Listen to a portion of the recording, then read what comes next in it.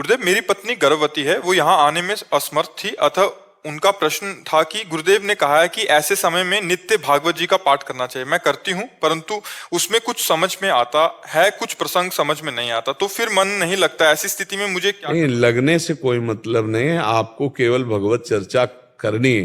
मान लो भगवान को विराजमान करके भागवत के 2 अध्याय हिंदी के सुना रहे हैं आप नियम पूर्वक, तो आप जब सुना रहे हैं तो आपके गर्भ के संस्कार अच्छे पड़ रहे हैं। आपको आधा घंटा नाम कीर्तन करना है, राधा राधा राधा, वो आपको आनंद आए ना आए, आपके गर्भ के संस्कार पड़ रहे हैं। जो गर्भस्थ शिशु है उसमें संस्कार पड़ रहे हैं। आप सात्विक भोजन करें और जब से गर्भ हो तब से ब्रह्मचर्य रहें।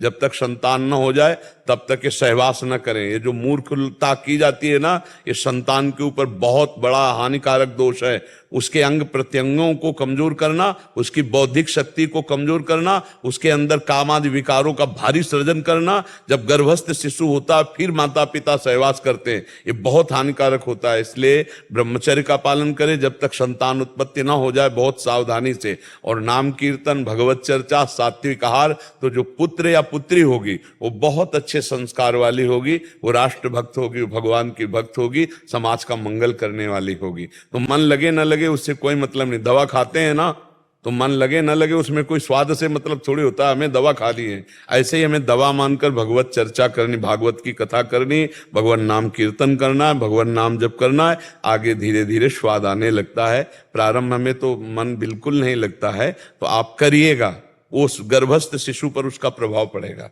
नाम जप का, भगवत चर्चा का और ब्रह्मचर्य रहिएगा।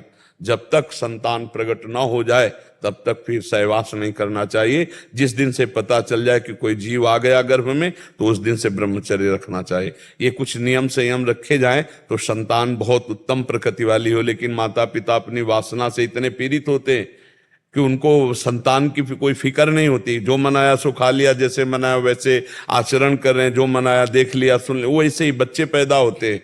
फिर वही थप्पड़ी आते हैं माता पिता को कि तुमने संस्कार अपने ठीक नहीं रखे, तो हमारे संस्कार कहाँ से ठीक होंगे। और वही फिर माता पिता को घर से निकालते हैं, नाना प्रकार के त्रास देते हैं।